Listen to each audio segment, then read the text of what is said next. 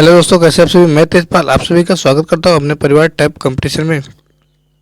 तो दोस्तों, आज है 11 अप्रैल। हम सभी पढ़ने वाले हैं 11 अप्रैल के इम्पॉर्टेंट करंट अफेयर जो बन सकते हैं। इन सभी प्रश्नों के बारे में चर्चा करने वाले हैं। तो दोस्तों, आइए चलते हैं, देखते हैं आज का पहला प्रश्न क्या लिया गया है। तो आज का पहला प्रश्न लिया गया है, हाल ही में भारतीय सेना में हवाई सुरक्षा के लिए कौन सा कमांड एंड कंट्रोल सिस्टम शामिल किए गए हैं। तो बात करें अगर हवाई सुरक्षा के लिए कौन सा कमांड एंड कंट्रोल सिस्टम को शामिल किया गया, तो आपका हो जाता है आकाश तीर को। आकाश तीर को भारतीय सेना में हवाई सुरक्षा के लिए शामिल किए गए एक कमांड है जो आकाश तीर के नाम से जानते हैं। ये रहे उसके आपके सामने इमेज। फिर आपके बाद कर लेते हैं। इसके बाद आपसे पूछ ले थल सेना दिवस कब मनाया जाता है। तो थल सेना दिवस आपका 15 जनवरी को मनाया जाता है। कब? 15 जनवरी को।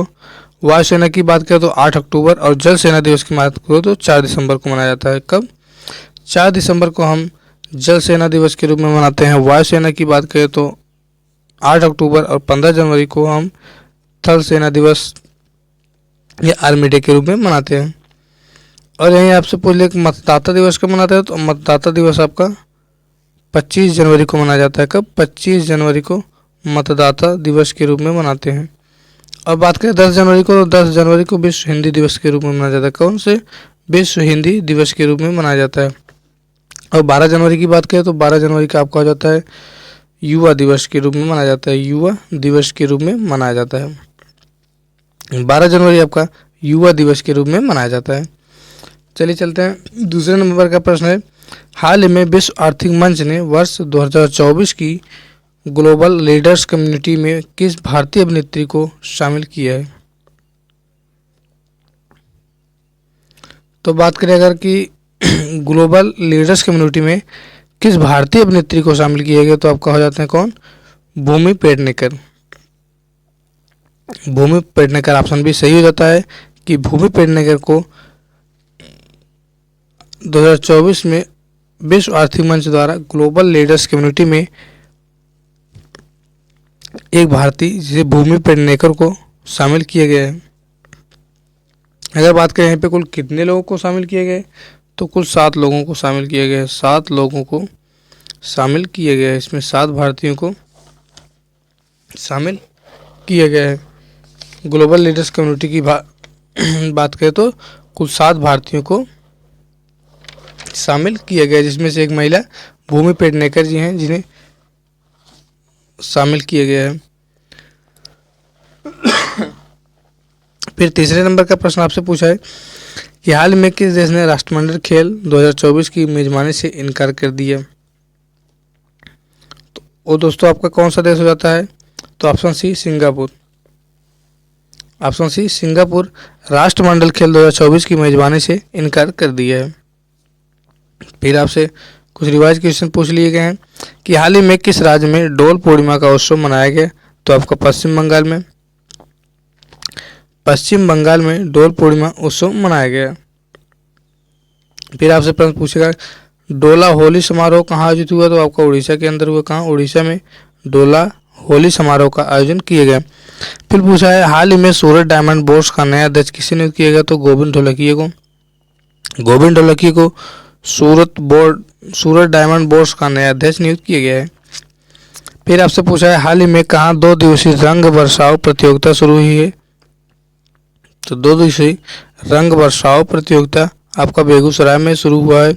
और ये बेगूसराय से एक सवाल और बनता है यहाँ पे कि बेगूसराय सबसे खराब हवा वाला शहर बन चुका है। अगर शहर की बात करें तो बेगूसराय हो जाता है।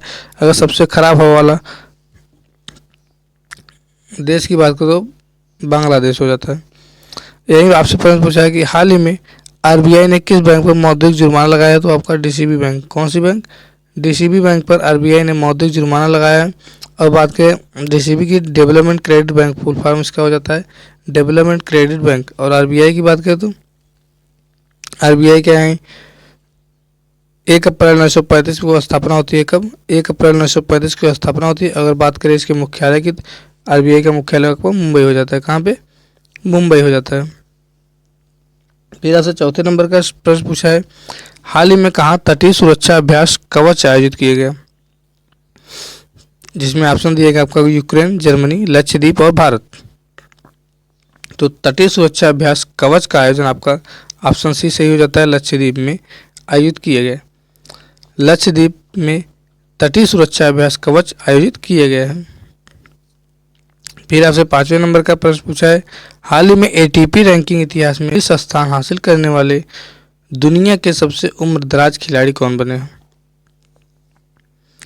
तो बात करें एटीपी रैंकिंग इतिहास में शीर्ष स्थान हासिल करने वाले, मतलब नंबर 1 स्थान हासिल करने वाले दुनिया के सबसे उम्रदराज खिलाड़ी कौन बने? तो आपका ये है नोवाक जोकोविच।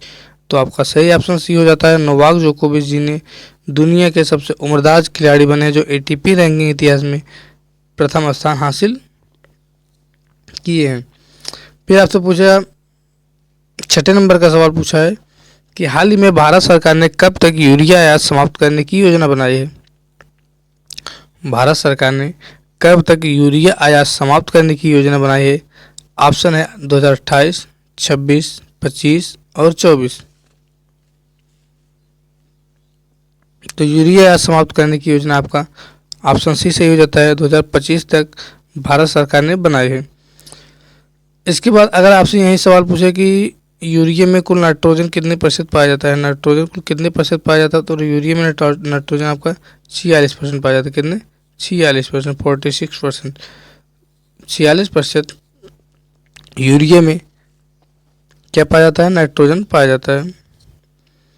चलिए कुछ रिवाइज क्वेश्चन देख लेते हैं। हाल ही में प्रसार भारती का अध्यक्ष किसे नियुक्त किया गया? तो प्रसार भारती का अध्यक्ष आपका नवनीत कुमार सहगल जी को नियुक्त किया। किसे? नवनीत कुमार सहगल जी को हाल ही में प्रसार भारती का अध्यक्ष नियुक्त किया गया है। फिर आपसे प्रश्न पूछता है सीबीएसई बोर्ड के अध्यक्ष किसे नियुक्त किया गया? तो सीबीएसई बोर्ड के अध्यक्ष हाल ही में राहुल सिंह को नियुक्त किया। किसे? राहुल सिंह को सीबीएसई बोर्ड के अध्यक्ष नियुक्त किया गया है। फिर पूछा है आपसे प्रश्न हाल ही में रूस के नए राजदूत किसे नियुक्त किया गया? तो विनय कुमार जी को। विनय कुमार भारत का रूस में राजदूत होंगे। फिर आपसे प्रश्न पूछा है भारत में सतर्कता आयुक्त किसे नियुक्त किया गया? भारत का सतर्कता आयुक्त एम आर कुमार जी होंगे। कौन? एम आर कुमार जी होंगे। फिर पूछा है आपसे हाल ही में बैंक ऑफ इंडिया का गैर कार्यकारी अध्यक्ष किसे चुना गया है? तो एस राजीव कुमार को। एस राजीव को बैंक ऑफ इंडिया का गैर कार्यकारी अध्यक्ष हाल ही में नियुक्त किया गया है। फिर आपसे 7वें नंबर का प्रश्न पूछा है परमाणु ऊर्जा आयोग की रिपोर्ट के अनुसार देश में कब तक 1 लाख मेगावाट परमाणु ऊर्जा क्षमता स्थापित करने की योजना बनाई गई है? परमाणु ऊर्जा आयोग की रिपोर्ट के अनुसार देश में कब तक 1 लाख मेगावाट परमाणु ऊर्जा क्षमता स्थापित करने की योजना बनाई गई है? तो ऑप्शन सी सही हो जाता है 2047 तक परमाणु ऊर्जा आयोग के द्वारा देश में 1 लाख मेगावाट परमाणु ऊर्जा क्षमता स्थापित करने की योजना बनाई गई है। अगर बात करें परमाणु ऊर्जा आयोग की, तो परमाणु ऊर्जा आयोग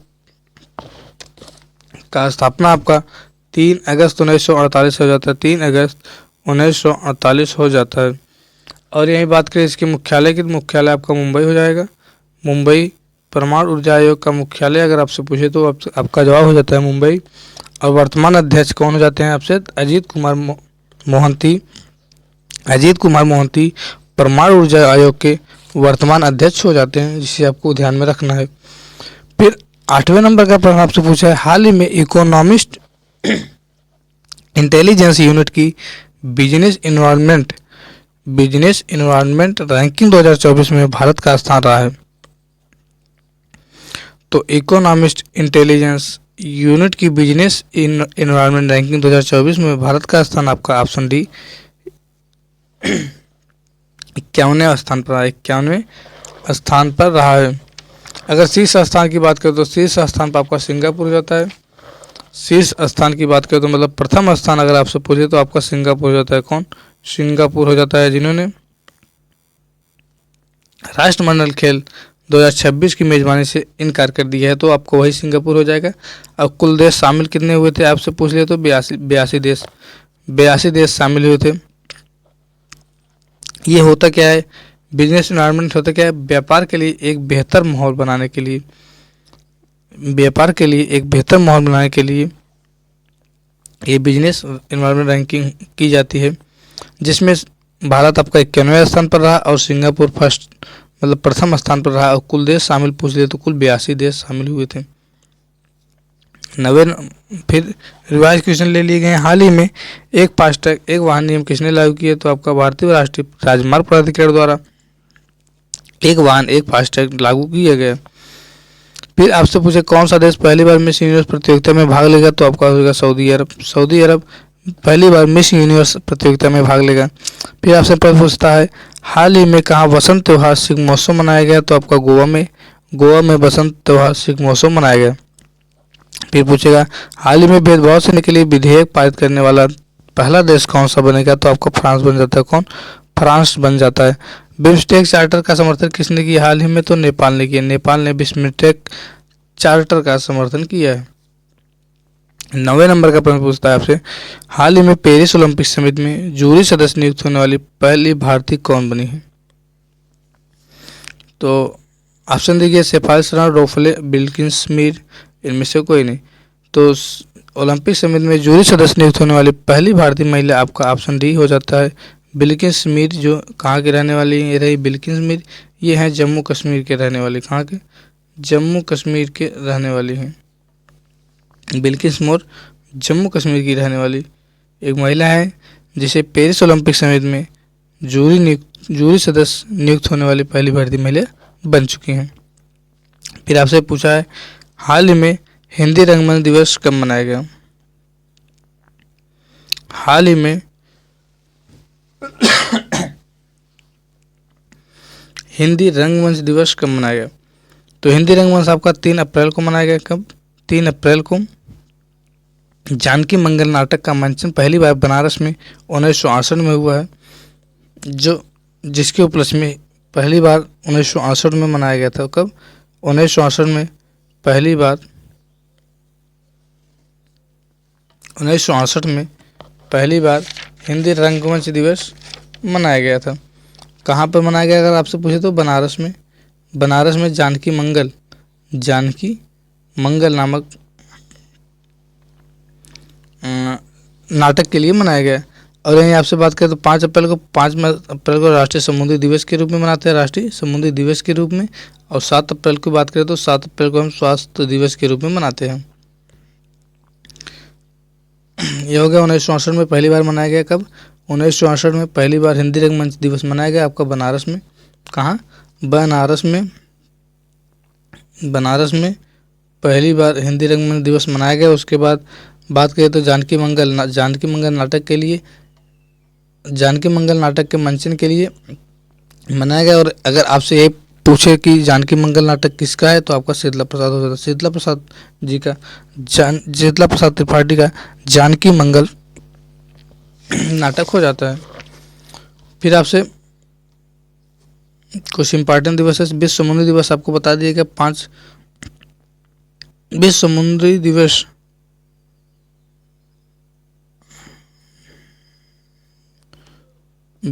दिवस आपका 24 सितंबर को मनाया जाता है। और राष्ट्रीय समुद्री दिवस पूछे तो 5 अप्रैल को मनाया जाता है। कब? विश्व समुद्री दिवस 24 सितंबर को। और राष्ट्रीय समुद्री दिवस आपसे पूछे तो 5 अप्रैल को। विश्व ऑटिज्म जागरूकता दिवस आपका 2 अप्रैल को मनाया जाता है। हिंदी रंगमंच दिवस आपका 3 अप्रैल को, जो बता दिया गया। ठीक दोस्तों, बस आज के लिए इतना ही। आज का प्रश्न ले लीजिए। आज का प्रश्न कुछ नहीं है। चलिए फिर मिलते हैं नेक्स्ट वीडियो में, तब तक के लिए बाय बाय, टेक केयर।